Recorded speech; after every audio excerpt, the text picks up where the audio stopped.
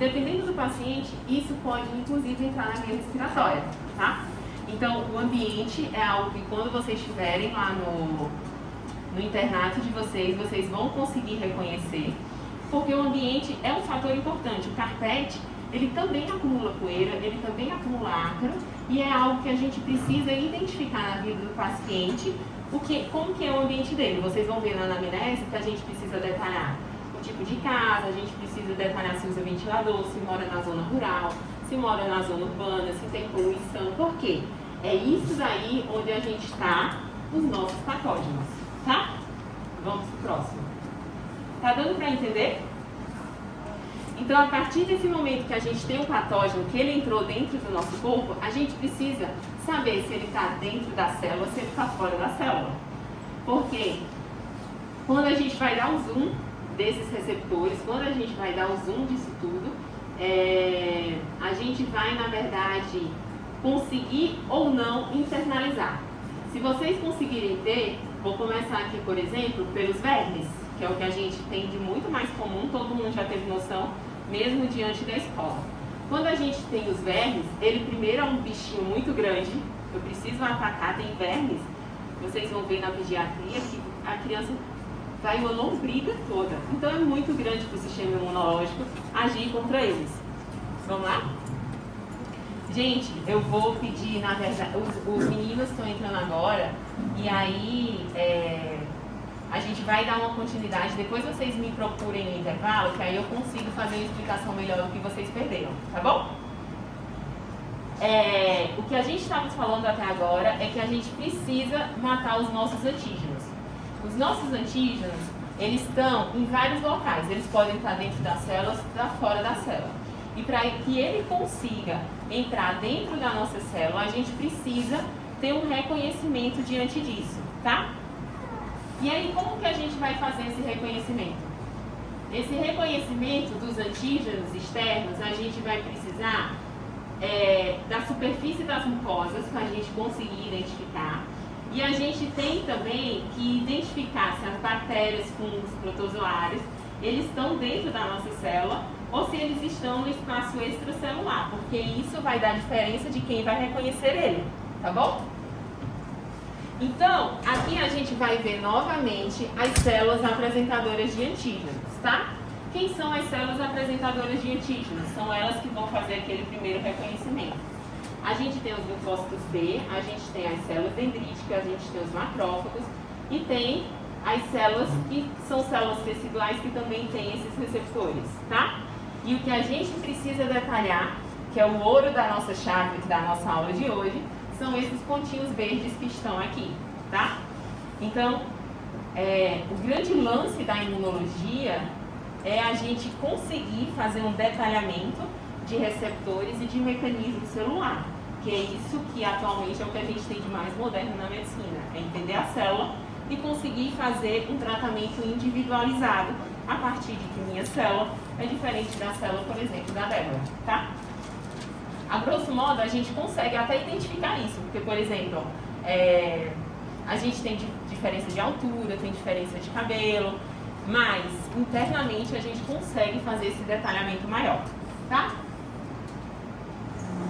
Então, quem são esses pontinhos verdes? Esses pontinhos verdes a gente tem os MHCs. A gente tem MHC de classe 1, tem MHC de classe 2, e esses receptores, eles são importantes para fazer o reconhecimento de antígenos. Pode anotar no caderno, MHC de classe 1 e MHC de classe 2. Se tem MHC de classe 1, é porque o classe 1 ele vai fazer uma coisa. Se tem MHC de classe 2, é porque o classe 2 vai fazer outra coisa. Uma vez eu estava com um amigo meu, e aí a gente estava, eu acho que a gente estava entrando, não sei se era no restaurante. E aí nesse restaurante tinha lá, aqui tem cuidado com alergia, aqui tem medicamento antialérgico. E aí a gente ficou, nossa, medicamento antialérgico, dentro de um restaurante e tal. E alguns países, nos Estados Unidos, por exemplo, tem em alguns cantos, né? Se você for pra feirinha também não tem. Mas em alguns cantos tem lá, aqui tem leite, aqui tem amendoim, aqui tem alguns componentes alérgicos que podem ser prejudiciais, então dependendo do local tem um cardápio. E aí nesse dia a gente estava lá, nossa, tem remédio antialérgico. Aí ele disse assim, nossa, se tem remédio antialérgico é porque alguém já passou mal. Então se tem uma placa, se tem um aviso, é porque o aviso já aconteceu alguma vez. Então, se a gente tem um MHC de classe 1, é porque a gente tem classe 1 para uma coisa. Se a gente tem um MHC de classe 2, é porque eu diferencio para outra coisa, tá? Então se eu tenho uma placa, é porque já aconteceu alguma coisa e um aviso para alguém. Tudo bem? Então, a gente tem, opa, passei sem querer. O MHC de classe 1, vocês vão ver que ele é completamente diferente do MHC de classe 2. Por quê? A gente tem esse azul aqui, que é uma cadeia alfa, tem alfa 1, alfa 2, alfa 3, e tem uma cadeia beta. Já o MHC de classe 2, ele tem uma cadeia alfa e tem uma cadeia beta muito longa, tá? Todos dois têm uma fenda aqui no meio, que é uma fenda onde internaliza o antígeno, tá bom? Então, eles são diferentes, eles são osmoticamente diferentes, eles são constitucionalmente diferentes, porque eles têm cadeias diferentes, tá? Então, o MHC de classe 1 e o MHC de classe 2, ele nada mais é do que um conjunto de genes. Eles são genes que estão aqui diferenciados e o pessoal conseguiu definir melhor esse receptor na época dos transplantes. Por quê? Se nós todos estamos aqui na mesma sala, se nós todos somos humanos, por que que o meu braço não dá certo com o braço do João, por exemplo? Se nós todos somos seres humanos. Dá até para entender e pensar na filogenia, que, por exemplo, se nós somos mamíferos, por que que o meu braço não dá certo com o do macaco? Tá? Mas não vamos colocar tão grosseiro, vamos colocar de uma maneira mais igual, por que que o meu braço não dá certo com o do João? Mas aí eu posso dizer, eu sou do sexo feminino, o João é do sexo masculino. Tudo bem, vamos tentar colocar mulher com mulher, por que que meu braço não dá certo no braço da Débora, por exemplo? E aí, a partir disso, eles conseguiram definir melhor e detalhar melhor esse receptor. Por quê? O meu MHC é diferente do MHC da Débora, por exemplo. E aí, vocês lembram da genética, das ervilhas que a gente tem, as ervilhazinhas que a gente tem do... Ai, gente, quem me ajuda? Não lembro. Vocês tem um aqui? Eu vou fazer aqui de maneira imaginária, vocês vão imaginar comigo, tá bom? As ervilhas, quando a gente lembra de genética, a gente tem azão, azinho e azinho. Combinado? E aí, quando a gente vai fazer o cruzamento, a gente, do azão com azão, com azinho com azinho, a gente vai ter heterozigoto, né? E aí a gente vai ter 100% azão, azinho. Mas se a gente tiver um azão com um azinho e um azinho com um azinho, a gente vai fazer o cruzamento heterozigoto e depois a gente vai ter azinho com azinho, tá? Então a gente vai ter uma parte heterozigoto. Ah, pronto. Ele tá fininho, né? Mas eu acho que vai dar certo. Então quando a gente tiver aqui, quando a gente tiver essa herança, a gente vai ter heterozigoto, azão com azinho, e a gente vai ter, aqui azão com azinho de novo, né?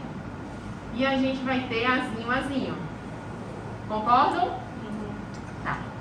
Então, quando a gente tem o MHC a gente chama que ele é uma herança codominante. Gente, eu vou pra frente, peraí. A gente chama que ele tem uma herança que se chama codominante. O que que acontece? A parte do meu pai vai valer, a parte da minha mãe vai valer também.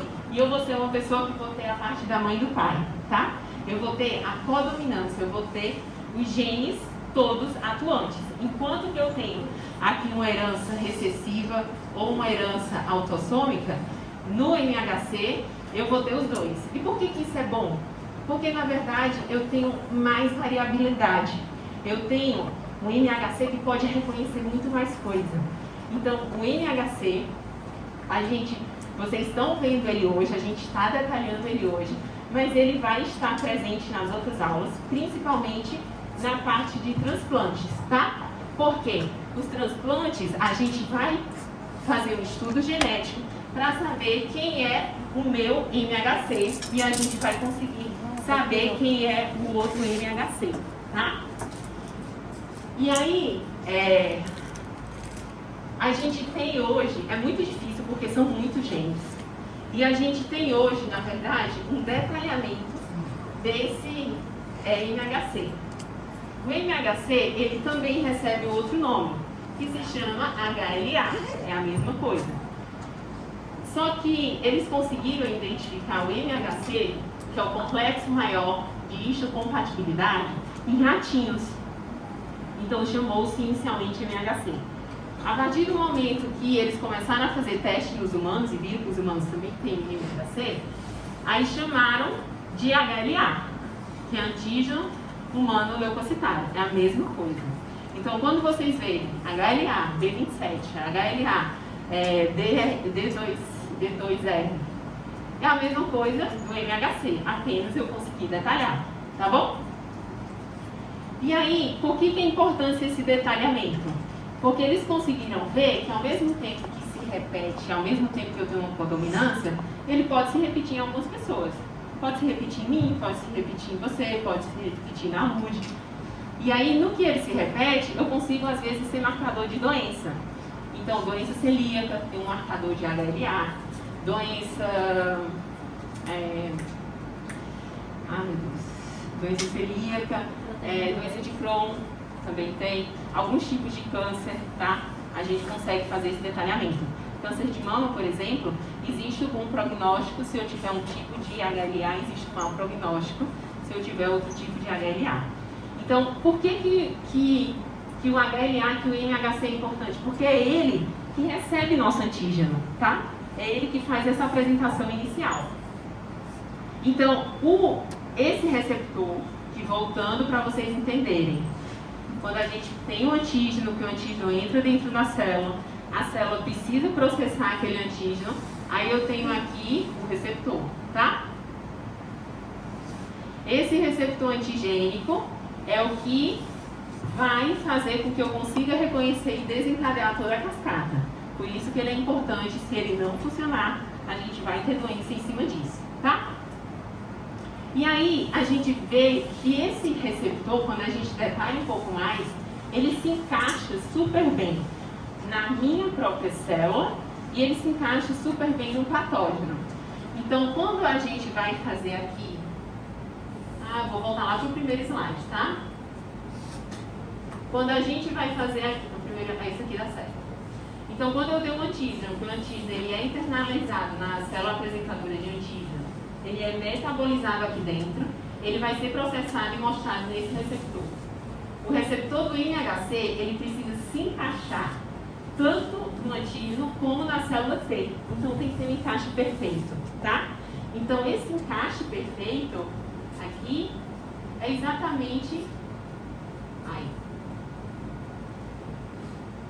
Esse encaixe perfeito é exatamente esse encaixe, tá bom? Em que eu tenho um antígeno, eu tenho ele se ligando à célula T, então a gente tem esse encaixe perfeito que acontece aqui. Tudo bem até agora? Oi? Tá. Quando a gente tem a célula apresentadora de antígeno, que ela conseguiu internalizar, eu vou processar lá dentro e eu vou apresentar e juntar no receptor do MHC. O MHC, ele precisa ter o antígeno aqui dentro para que esse MHC se encaixe perfeitamente nesse linfócito T. Então, esse encaixe é um encaixe perfeito, que na verdade depende da minha própria célula reconhecer o meu próprio MHC. Por isso que ele precisa de uma codominância. Teoricamente, eu só consigo ter um link para poder efetivar tudo se o MHC for meu e se a célula for minha. Entendeu? Porque eu tenho receptores aqui dentro que fazem com que a célula minha própria reconheça a célula apresentadora de antígeno própria. Por isso que quando a gente tem transplante, por exemplo, isso daqui não dá certo. Porque eu tenho uma célula apresentadora de antígeno do mesmo jeito, processando aqui dentro. Só que quando vai se ligar, não se liga. Porque esse encaixe aqui, ó, porque esse encaixe aqui não existe, tá? Esse encaixe aqui precisa ser o meu com o meu. Precisa ser a minha própria célula dendrítica com o meu antígeno e aí vai ter o meu. Quando não é o meu, do meu, vai ser uma próxima aula que eu vou dar pra vocês que não dá certo esse encaixe, tá? Isso que causa rejeição. E às vezes